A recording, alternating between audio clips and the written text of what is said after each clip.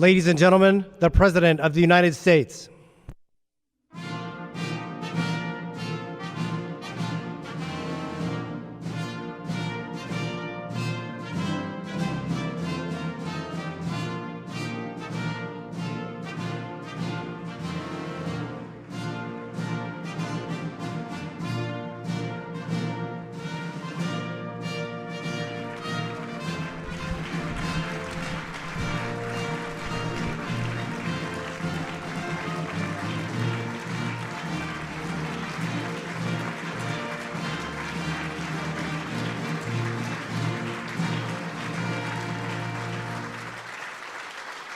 Thank you very much. Thank you very much. We have another big record stock market day and another record in the stock market in the history of our country, which to me means jobs and a lot of other things. We're doing really well, and just wanted to let you know, I think it's the 119th day that we've set a record, so that's good stuff. So good afternoon, and thank you all for being here as we celebrate a profoundly historic milestone and a truly momentous achievement. Thanks to many of the people here today, my administration and Republicans in Congress have now confirmed more than 150 federal judges, and to be honest with you, it's substantially higher right now than that, Mitch. It's about 159, and we should have within the next short period of time, like 2 months, we should have about 182 federal judges. How's that? Good? Good?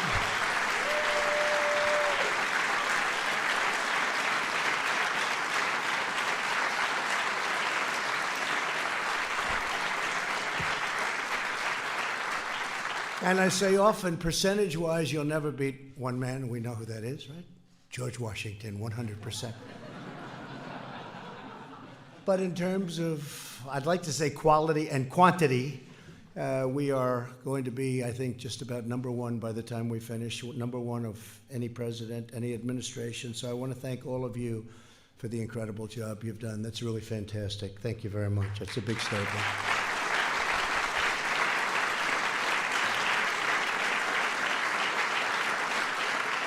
And they will uphold our Constitution as written.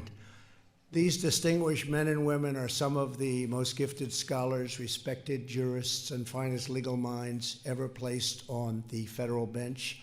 Together, we're restoring American freedom, defending American justice, preserving the extraordinary vision of our founding fathers. We're delighted to be joined on this special occasion by Vice President Mike Pence. Thank you, Mike, very much. Thank you, Mike. And Attorney General Bill Barr. Thank you, Bill.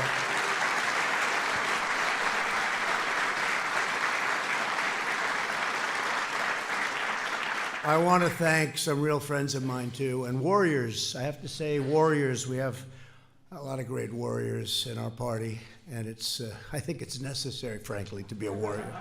If you're not, you got a problem, right? But I want to thank Chairman Lindsey Graham. Lindsey, thank you very much. Great. A very special man. A man that's so popular in his state, I don't even think they're going to run anybody against him anymore. They've given that up. Chuck Grassley, right, Chuck?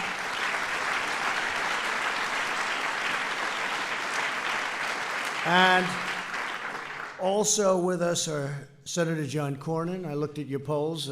Nobody's beating you, John. Nobody. And you don't have to worry about Beto anymore, that's for sure. From Texas. He doesn't like guns, religion, or oil. He knocked out all three categories. Somehow in Texas that won't work. I don't think that works anywhere, Josh. What do you think? That doesn't work anywhere. Good. John Cornyn, Mike Lee. Mike, thank you very much. Senator Ted Cruz, also Texas. Thank you, Senator. Thanks, Ted. Senator Tom Tillis. Tom, thank you very much. Senator Ben Sass. Ben, great to have you, Ben. And Senator Marsha Blackburn. Marsha, thank you. Great job you're doing. And Josh Hawley, our young star. He's a young star. Thank you, Josh. Thank you. Great job, everybody. In addition, the nation owes an immense debt of gratitude to a man whose leadership has been instrumental to our success. It's so important to him, and he always mentions it, number one point. I've always heard, actually, that when you become president, the most important thing you can do is federal judges. They say Supreme Court judges, but we have them too, but federal judges. And based on that, I think there's nobody that's done a better job ever than Senator Mitch McConnell.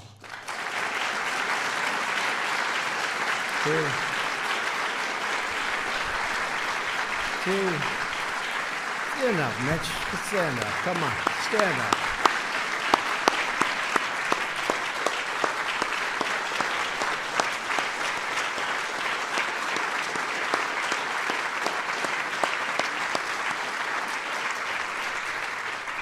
I always get up and I talk about the economy. I'm always talking. They never write about it, but that's okay. The people get it. But Mitch will then follow me. He'll talk about judges, always. And it's great what you've done, incredible. The impact is truly amazing. Thank you very much. We also, as you know, we have 2 great Supreme Court judges. So that's in addition to what will be 182 judges. And then we go by what I call normalization after you get to 182. But our Supreme Court judges are great gentlemen.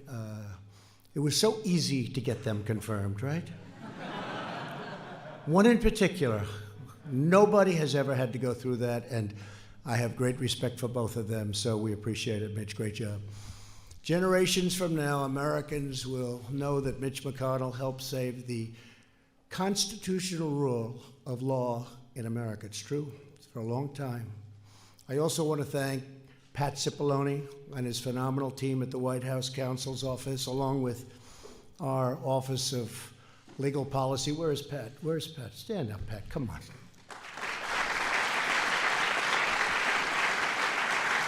He's the strong, silent type. Strong, he's very strong, silent. Great job you've done. Very great. I always wanted to be the strong, silent type, but it never worked out for me, Lindsay. Never worked out. I want to be, but it doesn't seem to work that way. But the Office of Legal Policy at the Department of Justice and the many friends and legal luminaries who have supported all of those nominees, and to all of the rest of you in the room, some incredible people in this room, great friends. In their wisdom and genius, the framers of the Constitution separated government power into 3 branches. Congress writes the laws. The executive enforces the law, and the judicial branch provides an impartial interpretation of the laws that applies to any case before them. This system was designed to protect citizens against the unjust concentration of governmental power. And I do say I think we're going through a very interesting time right now, if you must know, more interesting than at most other times. When judges assume the role of a legislature, the rights of all citizens are threatened. The great English jurist William Blackstone warned that if the judicial power were joined with the legislative, then life, liberty, and property would be in the hands of arbitrary judges whose decisions would be then regulated only by their opinion and not by any fundamental principles of law. In other words, the impartial and objective judge who is a faithful servant of the law is essential to the survival of American liberty. So it's really something. It's really something that you've all done. This is such a big moment in our history, and I think what I'm going to do is, as we go along, I'm going to ask a couple of you to say a few words, if that's okay. Because I think it's appropriate. It wasn't in the schedule, but I think it's very appropriate to have a few speak. You have to promise it's going to be very quick and short because the media won't stand for anything else. But I would like to get your views. I think it would be very interesting for all of us. In recent decades, our system has been under relentless attack by the left-wing activists who want to take the powers of the elected branches and give that power to unelected federal judges. They want to impose by judicial decree what they failed to win at the ballot box. Does that sound familiar to anybody? That's really familiar. When judges write policy instead of applying the law, they impose sweeping changes on millions of Americans without the benefit of legislative debate, public rulemaking, or the consent of the governed. As a result, these highly political rulings inflict painful damage on our security, society, and economy, imposing unworkable edicts on businesses, workers, families, and law enforcements really alike. They give many, many bad nights to many, many people, including presidents. But we power through it. We have no choice. I will do everything in my power to halt judicial activism and to ensure the law is upheld equally fairly and without political prejudice for all of our citizens. So I'd like to, before going any further, I'd like to maybe start off, I think it would be appropriate if we start off with Mitch to just say a couple of words and how he feels about where we are and what we're doing. And we're going to go through a couple of our friends, if you don't mind. And to me, it'll be very interesting. Mitch McConnell, thanks.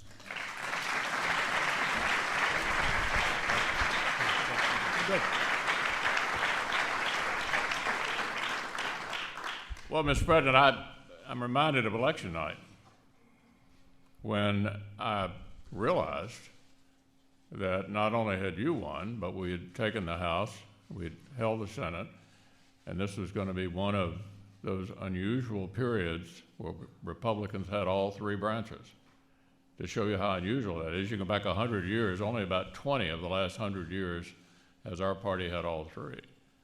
And we got a chance to set the agenda, an opportunity to move the ball in the right direction. What's the most important thing?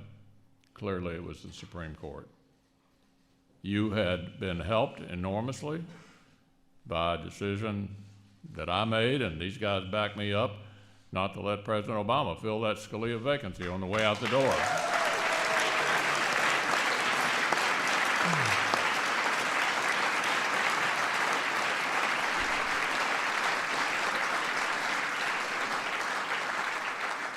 And boy, you didn't blow it. Neil Gorsuch is an all-star, isn't he?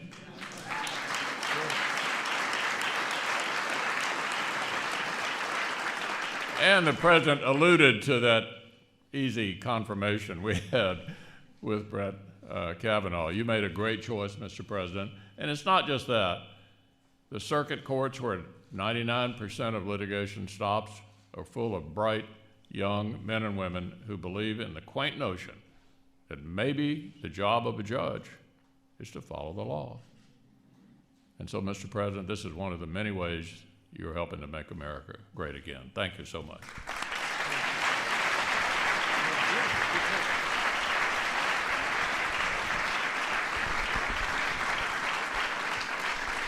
Thank you very much, Mitch. You know, it is true, when I first came to office, because of what I said before, that I've always heard how important it is, the choice of judges and the number of judges.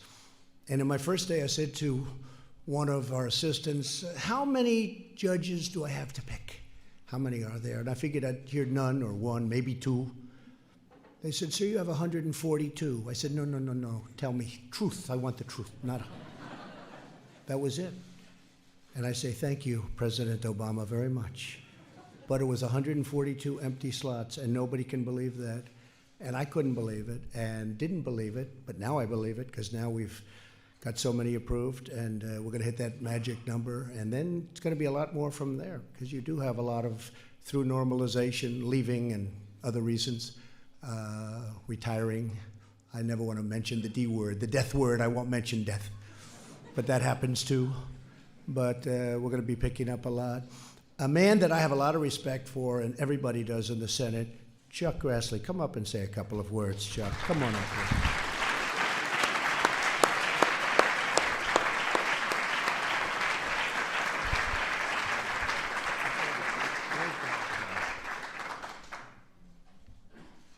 Now, like I tell my colleagues, if I yell, I'm not mad at you.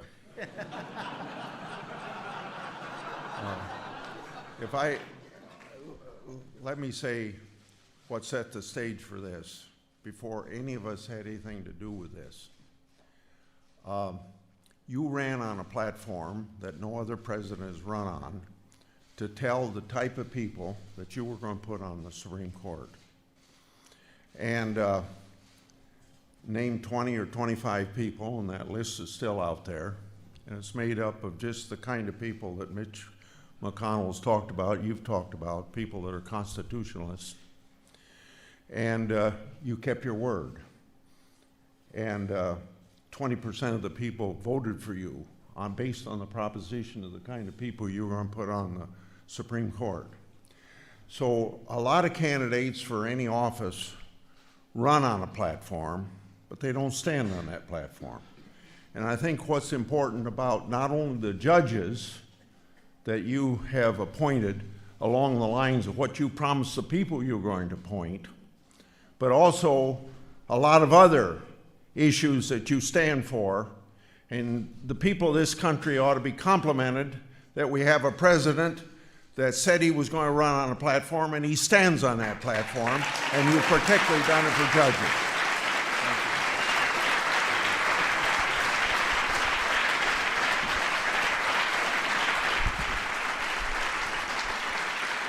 He's great. Thank you. You know, he's got this fierce way about him. He's tough even when he's trying to be nice. Like now he's, but I heard that voice. I shouldn't say this, but he looked during one of the big events in the United States Senate. He looked at a guy named Comey. He said, "Did you leak?" And he was being nice. And Comey choked. He didn't know what to say. He was so frightened of this guy. He choked. I want him to start looking that stuff up, by the way, please. Please look it up. A lot of choke there. Another man who's been incredible, and he's been a friend of mine for a long time. We actually competed against each other. He wasn't at all nice during the campaign. And who would have thought we would have become good friends, right? Who would have thought? But we did. And I could say the same for Ted, right? Well, we were good friends and then really bad. They said, "When will it get bad?" The media. It's like the Academy Awards. Look at all the media. Before, when it was successful. It died when they went after us, okay, the Academy Awards. Just a regular program now. But I said, Ted and I get along good. In fact, he was having a big event near the White House, and he wanted to get more people, so he invited me. He said, "Can you come?" I said, "You know, we're running against each other. This is true." And the press said, "Well, you two guys are actually campaigning together, and yet you're fighting each other for the nomination." And I said, "That's right. We like each other. We get along great. I think he's great. We both had this incredible relationship." I said, "But don't worry. It'll end. And when it ends, it'll be really bad, probably worse than normal." And it was vicious for about 4 months, but then we have a great relationship again. It was a pretty bad one for a little while, right? They didn't even think how bad it would get, but it has been. It's been great, Ted. Lindsay, I'd like to have you come up and say a few words. You've been terrific. Thank you very much. Thank you. Well, in theory, at 4 o'clock, we're going to vote on 2 more judges. So I'll move this thing forward. So after I got beat like a dog, which he likes hearing, he called me over to the White House and said, "I'd like you to help me." I said, "I'd love to help you be a great president because you're now my president." And he says, "I don't have your phone number." And I said, "There's a reason for that." So the highlight of my campaign was when you gave out my phone number. If I did as well as my phone number, it might have been a different story. To the committee, thank you. The Judiciary Committee is not for the faint of heart. Our Democratic friends are tough. They believe in their causes, and we have to fight hard for our causes. But one thing I want to say about President Trump, the defining moment of your presidency for me was the Kavanaugh hearing. This room would be empty if we had failed Brett Kavanaugh. Brett Kavanaugh lived a life we should all be proud of.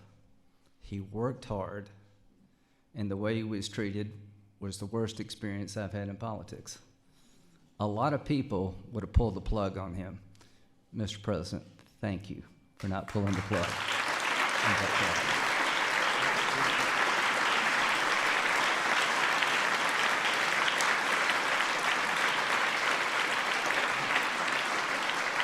And let me tell you why it's important. Who would have been after Brett if he had went down? What conservative young lawyer would want to go through this if we'd failed Brett Kavanaugh? So Chuck was right.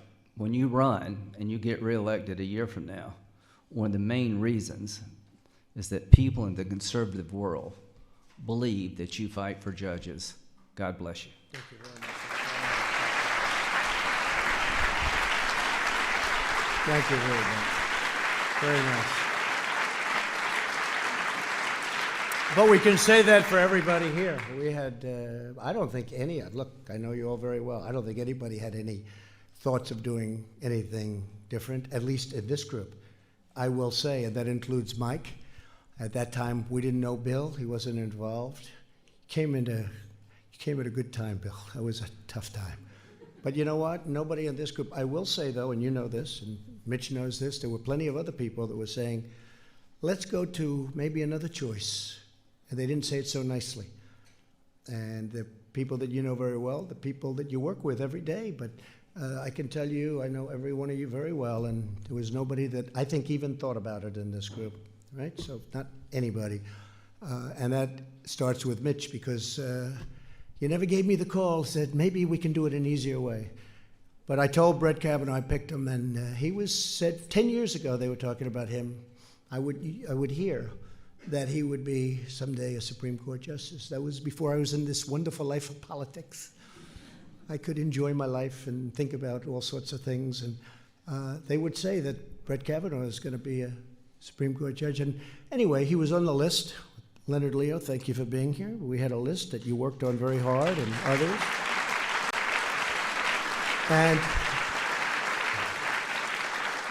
And it did have an impact. It really did have an impact on the election, if you think about it, because people knew me very well, but they didn't know. Was he liberal, conservative? Who are the judges? And I'd hear so much about, but who are your judges? And I did come up with an idea to pick 20 and 25 people. Ultimately, it was 25, and we put great people on. We have great people on there right now. We have 23 left, right? Great people. Every one of them is terrific. But I went with this list. And at first I said, I will take this list, gave the names, and I will pick people. Do you remember this, Lindsay? That are like these people. And I got nowhere.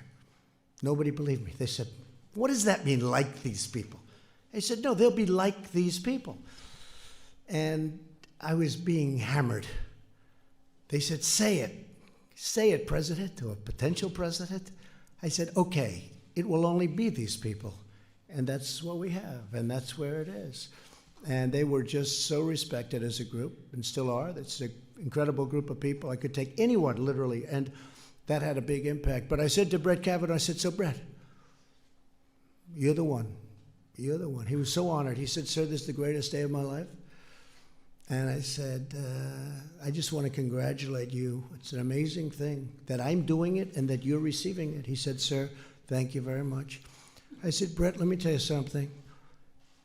This approval process that you're going to go through will be so fast and so easy. You're perfect. Perfect life, perfect family, perfect education, top scholar, best schools. Brett, this is going to be so easy. Little did he know. Little did he know. But I'll tell you what, it really represented something. It represented unfairness. And some of those people that came forward, to my way of thinking, all of those people that came forward, I thought it was disgraceful what happened. And I want to thank all of my Republican colleagues for standing up tall for a man who really didn't deserve what he went through. Nobody could have believed a thing like that could have happened to a man like that. And you could almost say to anybody, because nobody's ever seen anything. Nobody's ever seen anything like it. But he hung in strong too. He also hung in strong. You know, there were plenty of people, I'm sure, that say, you gotta cut yourself loose. He didn't want to do that. So it was a very important day, Lindsay, and you were a big part of it. I think your ratings went from about 50 to about 82 as I see him now, Lindsay. 82 with one little speech that lasted. He made one speech, Bill. One little few remarks that lasted for about a minute, and They were historic. They really were. They were historic. The delivery, the words, the whole thing was very important, and what you did was something very special, so thank you very much. So important. From the beginning of my campaign, I promised to appoint judges who will adhere to the true and original meaning of our Constitution. This afternoon, that promise was made, and that promise was kept, and I think many times over.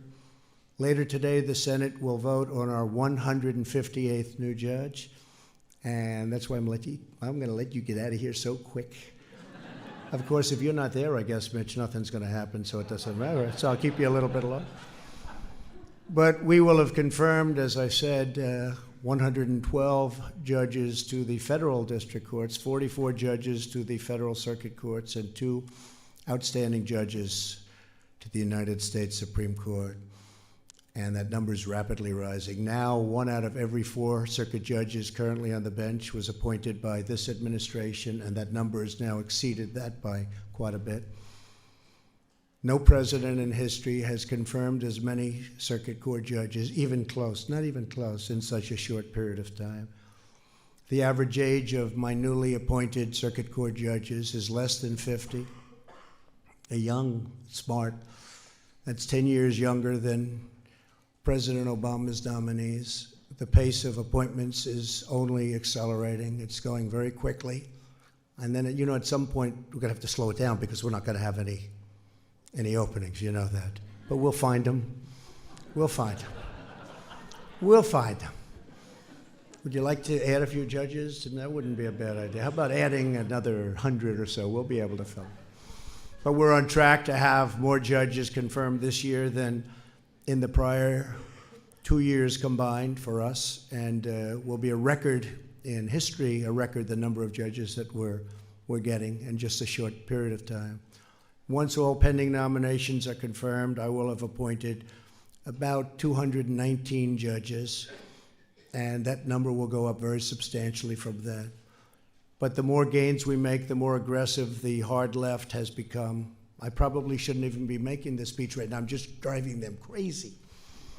They'll go back and they'll have even more craziness than they've had in the last 3 years. Can you imagine? 3 years already. It's 3 years. Who could believe it? Almost. In fact, in 2 days less than a year, we'll be fighting an election. And we actually had a very big night last night. We had some tremendous results last night. And I'll be leaving for Louisiana. I think we're going to have a great result in Louisiana. But one of their favorite new tactics is the nationwide injunction. This very destructive practice enables any one of 673 district judges to single-handedly invalidate critical executive actions and stop the enforcement of duly enacted law. We've had it many times, especially when it comes to our border. And when you see what's going on the other side of the border, people are starting to say, maybe he is right about the wall, and maybe he is right about having a very strong border. The other side wants open borders, which brings tremendous crime, and now people are starting to see. A lot of people have told me that over the last couple of days. They're starting to get the border thing. The activist left only needs to find one partisan resistance judge anywhere in the country to agree with them. On perhaps no issue have these district court injunctions been more brazen and damaging than in the area of immigration. In case after case, judges are prohibiting us from enforcing the plain letter of the law. And you know that better than anybody, the people in this room. For example, federal law authorities expedited removal of illegal aliens apprehended within 2 years of entry.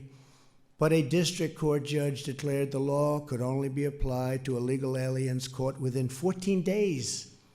That's a tiny group of people, just a small fraction of what the law expressly allows. In the words of the late great Justice Antonin Scalia, whose son, thank you very much for the approval, Gene is now our Secretary of Labor, he's a great young guy. A good judge must suppress his personal views and must decide each case as the law dictates, not as he would have resolved the matter if he had drafted the law. We have a lot of them looking at it as if they had drafted the law. Let's create brand new law. Justice Scalia was correct. If federal judges want to write the law, they should run for Congress. Let them run for office. You think this is easy? It's not easy. It's not easy. It's not easy, fellas, is it? Huh? It's nasty. Nobody told me it was going to be this nasty. But that's what they have to do. Let them run for office and let them do what they're supposed to do. Let them do the job the way it's meant to be. In recent years, the left-wing assault on our Constitution has also become a personal assault on the nominees themselves. It's nasty out there. And you're right, Lindsay. One of the reasons it was so important was that people watch this and they don't want us giving up on them. They don't want us, oh, let's take the next one down the pike. That would have been easier, by the way. It would have been much easier, but they don't want to see that. Nominees have been attacked in hearings for their religious beliefs. Our entire nation was stunned by the cruel campaign of lies and slander and abuse that was hurled at Justice Brett Kavanaugh, but we refused to cave in, and the left-wing mob, we will never, ever allow that to happen, where we give up, where we cave in, even if it's by far the easy decision to make. When it comes to defending our freedom, Republicans will not back down. We will never, ever give up. While I'm your president, we will continue to nominate highly qualified judges who truly love our Constitution. And I know that Leader McConnell and Chairman Graham are absolutely committed to getting them confirmed quickly. And they have been going quickly. Of course, I'd like to get some other people confirmed too, please. Some of the other people, Mitch would say, well, we got to do the judges first, and I always agree with him. I have a lot of people waiting over there, but he says, I want those judges, and I agree with him. Every judge we have placed on the bench will hear thousands of cases over their careers. They will ensure equal justice for every party before them, regardless of age, race, income, religion, beliefs, or background. And they will safeguard the birthright of liberty that belongs to every man, woman, child in our land.